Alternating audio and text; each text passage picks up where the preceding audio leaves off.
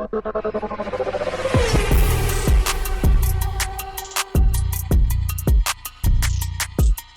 this is Nick from Tilta. Today we're going to be taking a look at how to set up the Hydra Alien Pro. To start, you'll find a stack of 50mm speed rail, which is available separately or included with some of the kits, as well as 8 220-gram counterweights and space for an optional wireless receiver module. Here's where you can store the Nano 2 control handle, which is not included, as well as a Movi adapter, which can be purchased separately. Next is the power supply base plate for DJI Ronin and the Ronin 2 mounting plate. This is the Alien Pro shock absorbing arm, which comes with a power cable and installation kit. You will also find replaceable shock absorbers, which can be changed according to the weight of the payload. This is the shock absorbing head of the Alien Pro. Mini V-mount battery plates can be mounted on both sides of the head. Loosen the locking lever on the back of the battery plate and press down on the safety pin to remove it. These plates feature 2 1/4-20 threads with locating points on each side, as well as 1 3/8-16 thread with locating points on each side. Next, we'll take a look at the other box, which includes dovetail plates and suction cups.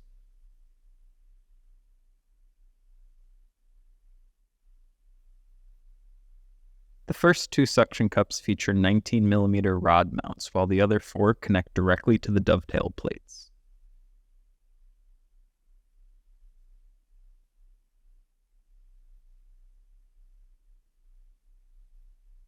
We also provide a ratchet strap, which we recommend using for any setup. Heavier payloads between 22 and 28 pounds require the optional speed rail kit. Also included are 4 cross connector clamps and 4 110-pound suction cups.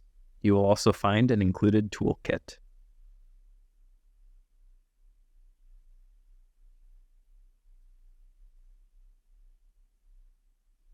Here is the trailer hitch mount, as well as a wrench.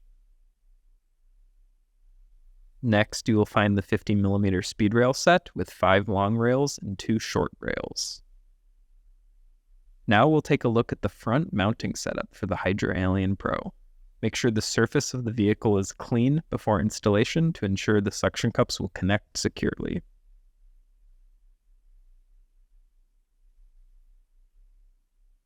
Next, remove the dovetail plates from the case. Then remove any connected adapters.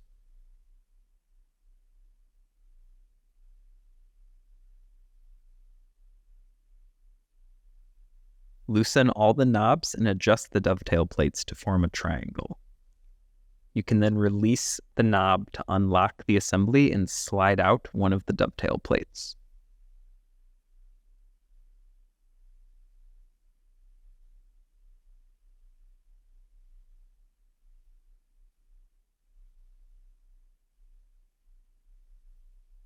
You can then slide in the 19mm rod mount into the bracket and lock it into place.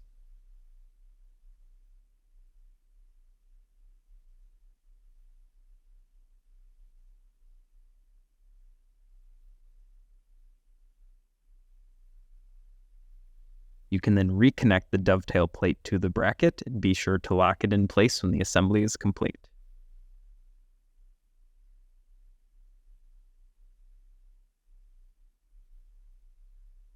If needed, you can make any additional adjustments, ensuring all knobs are locked before completing the assembly.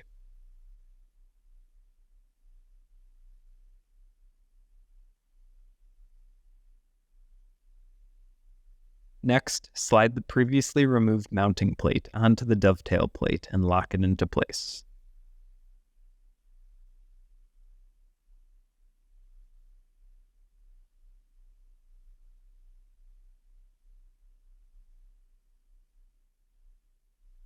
You can then remove the 4th dovetail support plate.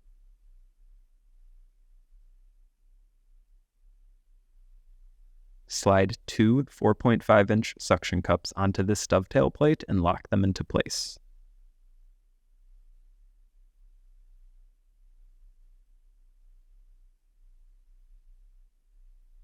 Then remove the additional suction cup and connect it to the dovetail assembly before locking it into place.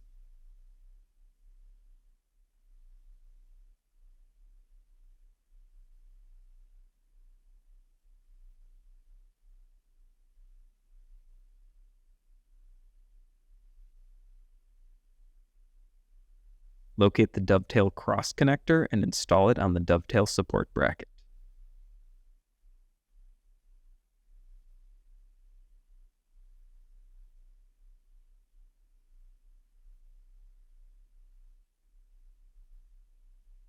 Slide the support plate onto the dovetail assembly to complete the build.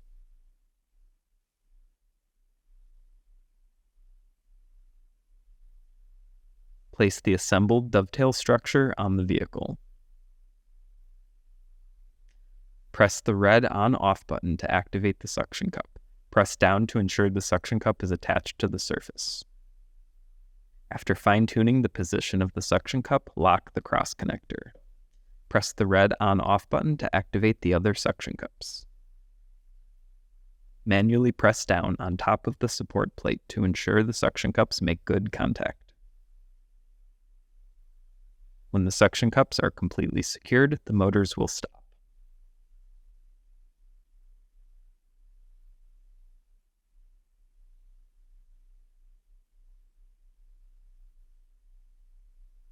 Next, remove the suction cups with the 19mm rod mounts, as well as the two 19mm rods.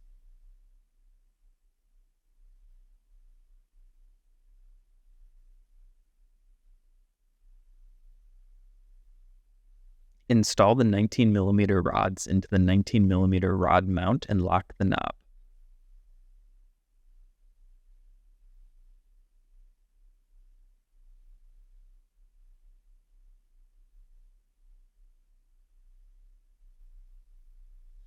Do the same for the suction cups and make any adjustments before locking the knob. Press the red on-off button and wait for the suction cup to turn on. Manually press the top of the suction cup down to ensure the suction cup makes strong contact.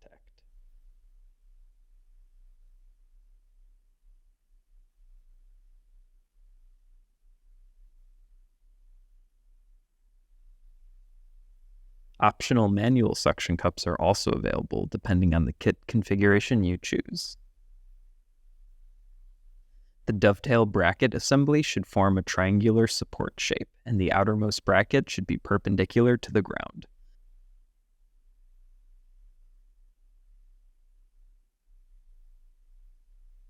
Double check that all knobs are locked.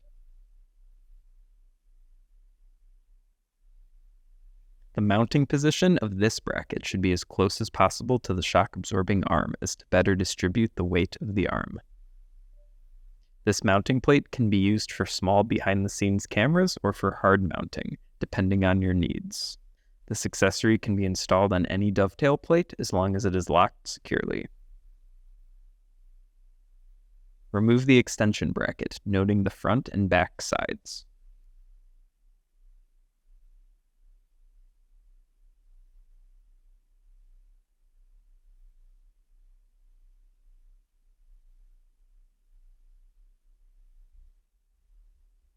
Loosen the locking knob, slide the dovetail extension into the assembled dovetail structure, and lock the knob.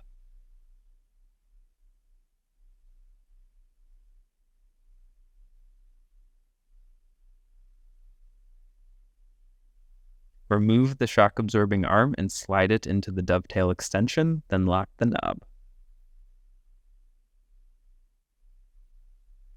Remove the shock-absorbing head as well as the V-mount battery plates.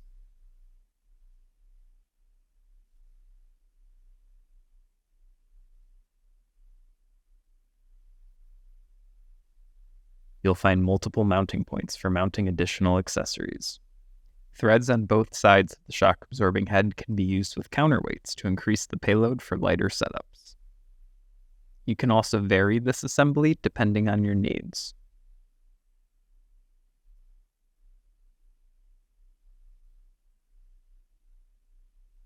Here is where you can find the replaceable shock absorbers on the head. Use the black shock absorbers for heavy loads. If the load is light, use the gray shock absorbers.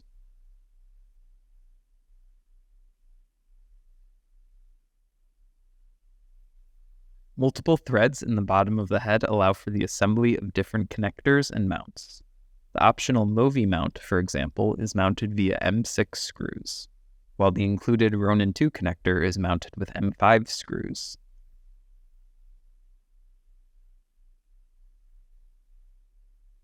Slide the shock-absorbing head onto the receiver of the shock-absorbing arm and tighten the lever to complete the assembly.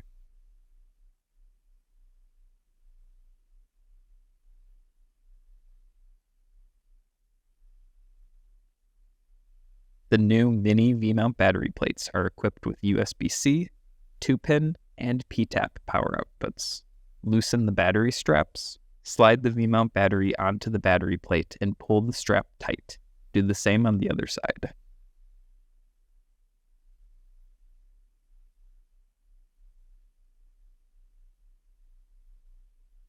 Slide the assembled gimbal with the quick release plate onto the shock-absorbing head and lock the lever. Be aware of the payload and avoid using equipment that exceeds the weight limit.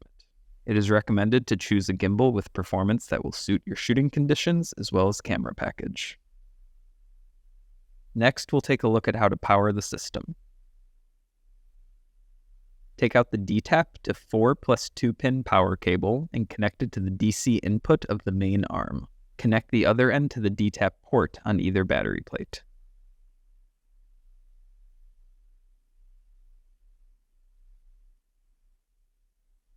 The arm will power on immediately after being connected to a power source.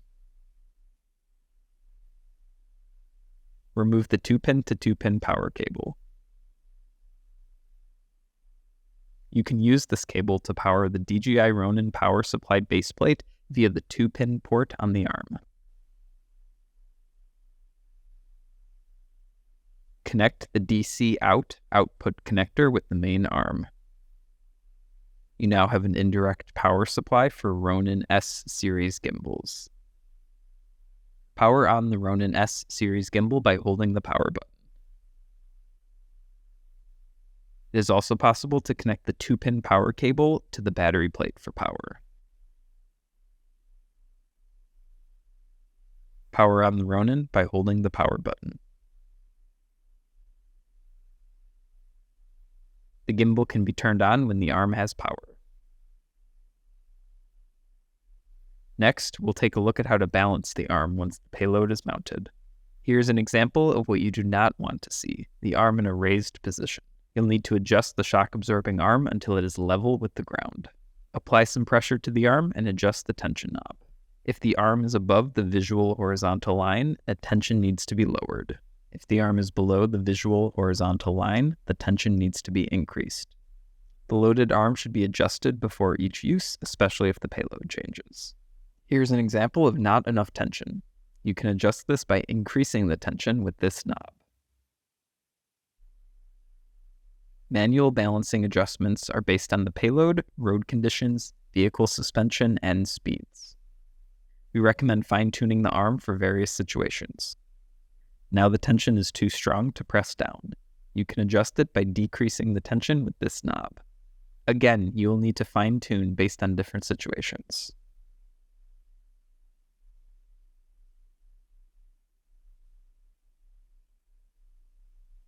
Next, we'll take a look at the damping of the shock-absorbing head. Open the screen protector cover. Here you will find 3 load modes, which are light, medium, and heavy. It's now in heavy mode, which is not appropriate for this size of gimbal.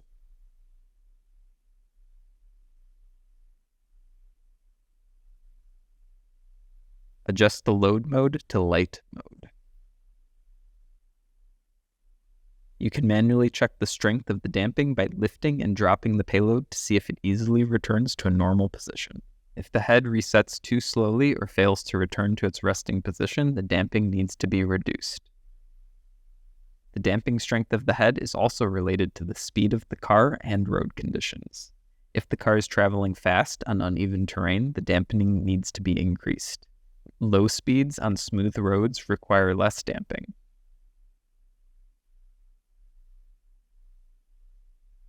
Now let's take a look at how to pair and connect the Nano 2 control handle to control the shock-absorbing head. Long press the power button to power the handle on, and then triple press the power button to enter the menu. Switch the control joystick function to DF. Triple tap the power button to enter the menu. Select Mode Setting, select Damp Mode. Then press the function key to confirm. Long press the record key and the function key at the same time to enter the search menu. Go to the screen on the shock-absorbing arm, swipe down on the top of the screen to the wireless control interface. Click on Link, use the function key to pair signal 1 when it appears. The arm will return to the main interface after displaying a successful connection. Press the handle recording button to switch the ID number to match the arm. The damping strength can be controlled by the handle after pairing is successful. Next, we'll take a look at how to assemble the arm with speed rail. Find the tow hook mounting location and connect to tow hook.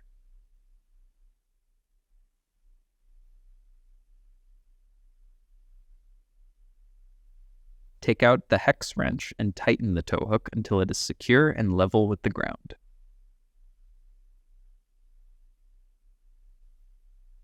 You can then prepare the tow hook adapter by loosening the top 2 screws. Mount the adapter onto the tow hook and tighten the screws.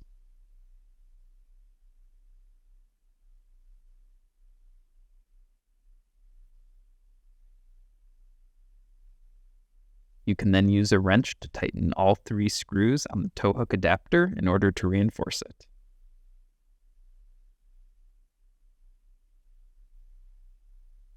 Remove one of the cross connector clamps and install it on the tow hook adapter.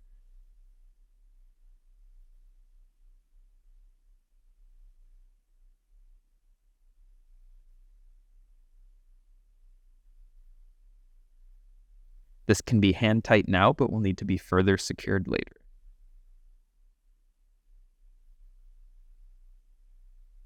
Take 2 long pieces of speed rail and connect them together.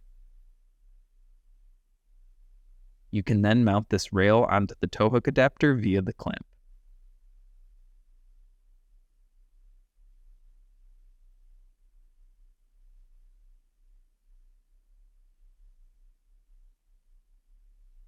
You can then return to the speed rail, disconnect 2 short pieces, and connect them to 2 long pieces, as so.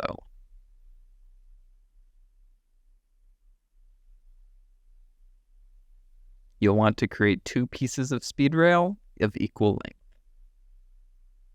Depending on the vehicle being used, you may need an alternative speed rail structure.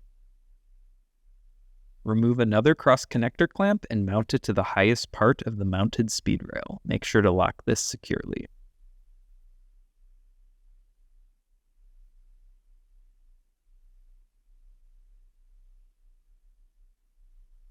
Grab the speed rail you just assembled and mount them to the cross clamp. Remove the suction cups from the box, find a suitable position to place them on the vehicle, and connect them to the long speed rails. Adjust the suction cups clamp to the appropriate position, connect the long speed rail with the suction cup clamp, and lock it. Secure the suction cup by pressing on the suction pump. Keep in mind that the position may need to be adjusted later in the assembly. Remove the other suction cups and loosen the clamps. Use more cross connector clamps and adjust them to fit the long speed rail. Lock the speed rail to the cross connector clamps. Be sure the end of the speed rail is not too close to the hood of the vehicle to prevent damages. Lock the suction cup clamps and secure the suction cups. Once you are satisfied with the final position, press the suction cup pumps continuously to extract air. The suction cups are secured once the white ring is no longer visible. Remove one of the cross connector clamps and install it on the diagonal speed rail. Take a long speed rail piece and attach it to the cross connector clamp. The purpose of connecting this diagonal rail is to increase the overall stability of the structure.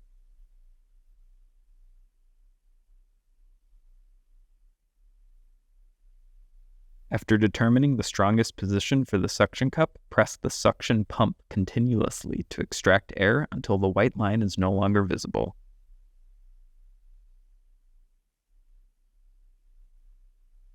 Use the wrench to tighten the clamps.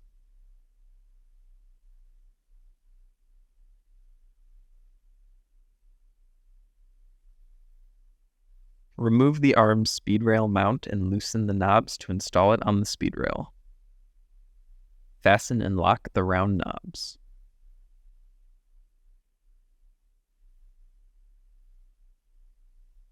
Remove the shock-absorbing arm and slide it onto the receiver of the mount. Lock the lever.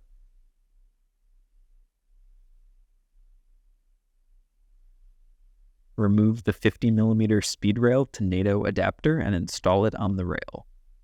This will increase stability and prevent accidental rotation when at high speeds. Attach the 10-inch articulating arm to the bracket. Secure the arm by tightening the knob.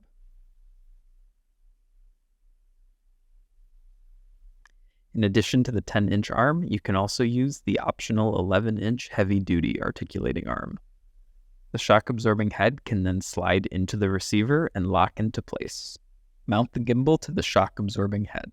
Note that the connector at the bottom of the head has been placed with the Ronin 2 mount. Slide the gimbal onto the adapter and lock the plate to complete the installation.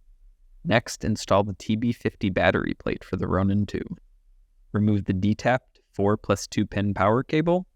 Connect the cable to the D-tap port on the TB50 battery plate.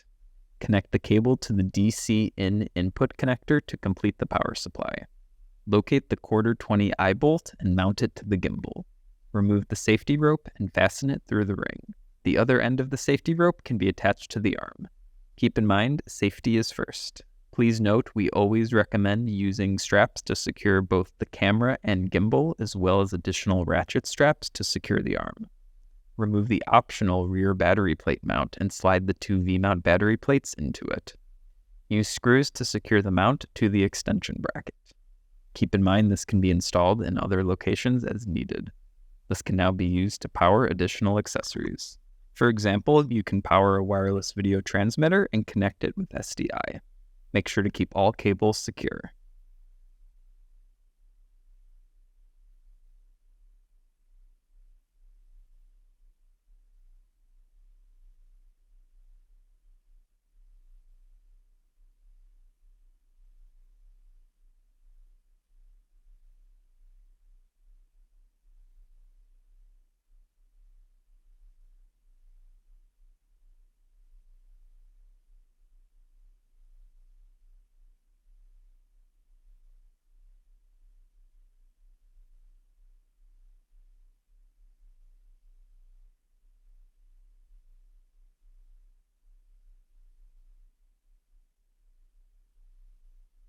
Installation is now complete.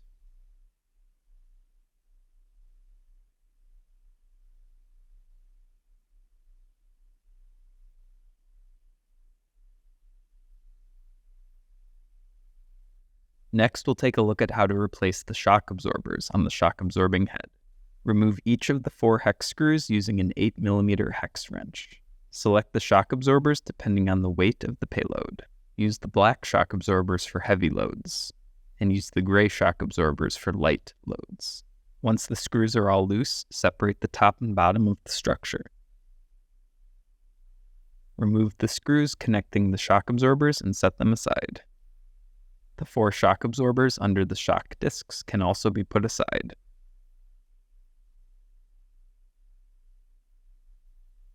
You can then remove the shock absorber you are not using and replace it with the alternative shock absorber.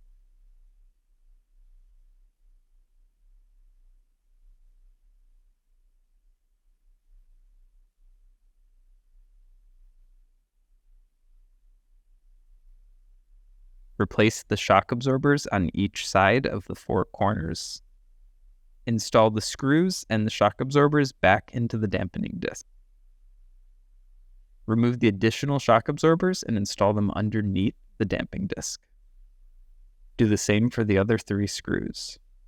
After installation is complete, check to make sure that the structure is solid.